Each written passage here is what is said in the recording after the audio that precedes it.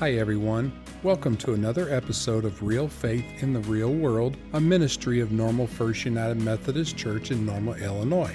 Today we're going to hear from Ryan Hawes, our youth director, and three of our senior high graduates, Jolie Duquesne, Dane Schlipman, and Maggie Easter, as they talk about their faith journeys.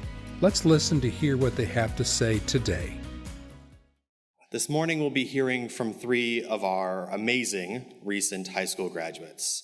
These young people share many characteristics with the main actors in our scripture readings this morning. Whether it be Paul sitting in prison, waiting to learn what will happen to his life, being supported by people that he had planted a church with in Philippi, or Joshua sitting and receiving a command from the Lord to go be a leader for his community as they entered Israel. As we hear about these two courageous people who lived lives so long ago, we can reflect on the things that our youth can be like them for. They are both waiting for what is next as they prepare to enter college, reflecting on all that their families, friends, and us, their church and faith community, have taught them, and are eager to start that next journey, but maybe a little timid, like Joshua, who had followed Moses all the days of his life, and was ready to go to the promised land, but didn't want to be that person to lead the whole group there. It's like taking on a group project, and you're really the only one working on it. In the lives of these youth, I have seen and heard the stories of the ways that they relate to these scriptures and so many more, and all that God has done in their life. They know that they can do all things through God who strengthens them. And they know that they should not be dismayed or frightened, whether or not that's what they do. But they know that God will be with them wherever they go.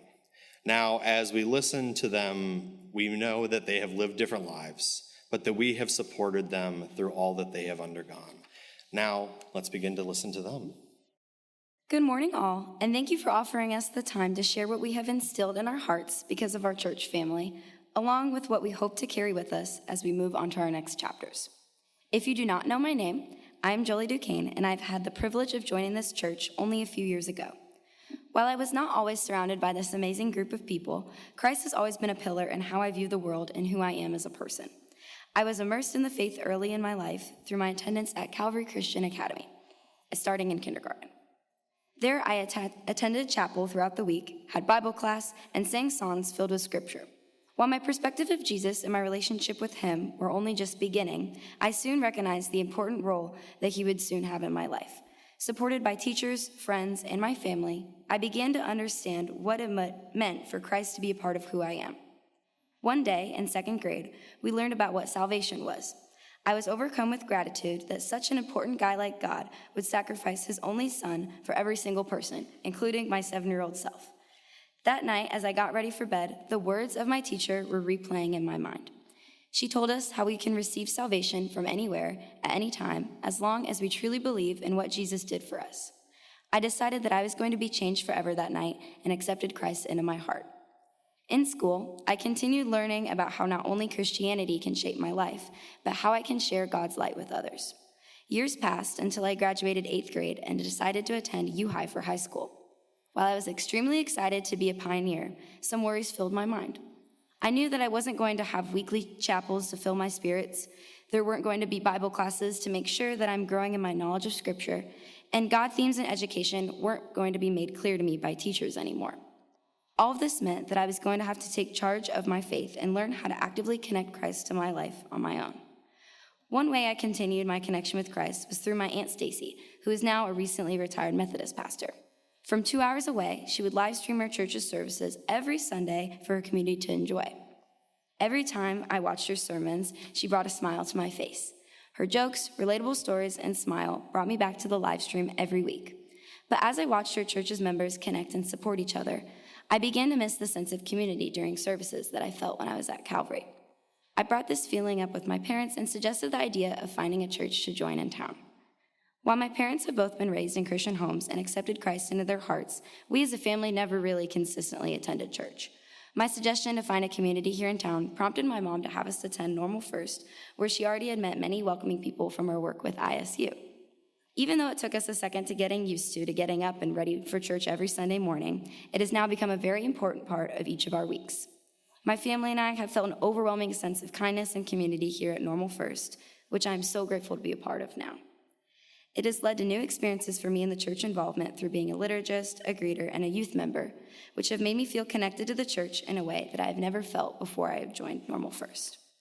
As I head into college this next fall, I plan to not only spread the light and kindness of Christ that has been integrated into my heart since I was little, but also the newfound sense of what community and support is and what they mean within Christ. I have now experienced firsthand what a welcoming smile, a helping hand, or a person to talk to can mean for someone who needs it, and I want to thank you all for teaching me that. Thank you. Good morning, everyone. My name is Dane Schlittman, and I am a part of the 2026 graduating class. When I look around the sanctuary today, I don't just see stained glass walls and wooden pews. I see where I grew up. If I close my eyes, I can still remember walking down these aisles as a small child, looking up at how massive everything seemed and glancing out at a sea of adults. Back then, church was a place of donuts and getting to watch movies from the library. What I didn't realize that was when I was just trying to sit still in the sermons, this community was quietly building the foundation of who I would become today. My early years in the church could be described by the lyrics of a song. If you ever heard Humble and Kind by Tim McGraw, you know one of the lyrics goes as follows: "Go to church 'cause your mama says to." That was pretty much what my early days were like.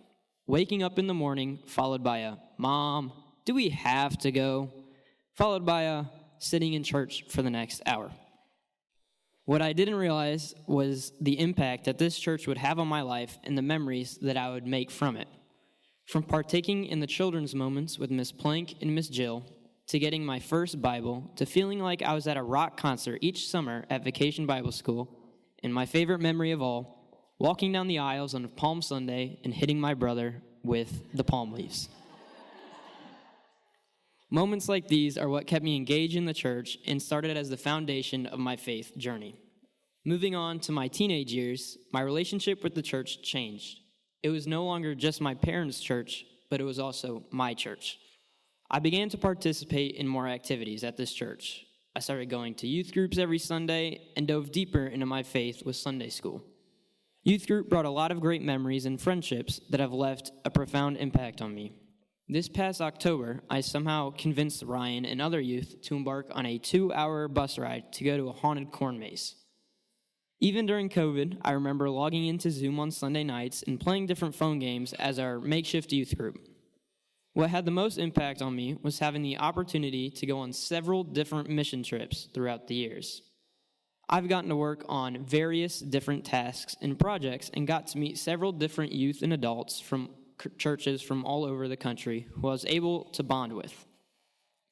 Another event with a profound impact on me was getting confirmed. Throughout my confirmation journey, I learned that there was a community inside this church who would always be there for me and as I grew and always wanted to see me succeed. This church became my home. As I got older, I began to volunteer more in the church.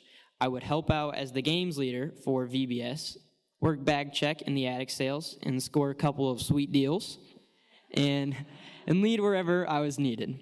These allowed me to help out the younger youth as older generations had done for me.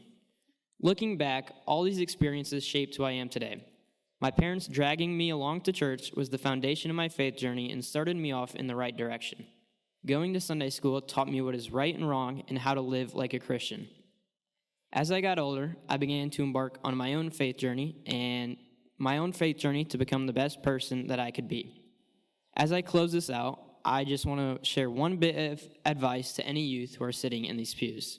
That is to get as involved as you can, whether it be youth groups, Sunday school, or even mission trips. These opportunities allow you to dive deeper into your own faith journey and make it your own. All these experiences are a lot of fun, and you meet countless individuals who leave a profound impact on you. Today, I look at the younger children in our congregation running down these same aisles, and I feel a profound sense of gratitude. I realize that now it is our turn to be pillars for them that you all were for me. As it says in Proverbs 22:6, "Train up a child in the way he should go, and when he is old, he will not depart from it." Thank you. Hi everyone, my name is Maggie Easter. I graduated from U High this year, and I've been attending church here pretty much as long as I've been alive. Almost all the years I've spent in Bloomington Normal and at Normal First have been full of memories I will savor for a lifetime and people I will remember forever. However, I'm sure as anyone who has attended high school knows, you will not want to remember every moment in your life. Many moments and emotions you may rather forget. Though I came to love my experience at high school and to form bonds, relationships with people that I can only imagine will be my friends for a lifetime, I had a really rocky first year and a hard time finding my place. My grades dropped and my attendance did too. I suffered from various mental health issues and felt like I lost myself. I mainly stayed in bed or at home, but my mom managed to drag me out of bed every Sunday night, and I went to youth group for my youth pastor, Kim, and my upperclassmen friends there. I never felt like I had to change who I was to fit in, and I always felt like I had a place at youth group with the kids there. Step by step, I started finding myself on Sundays with the help of the youth at this church. When I started my sophomore year, I felt like everything had changed for me. I knew who I was, I had a sunny outlook on life, and school and my activities were going great.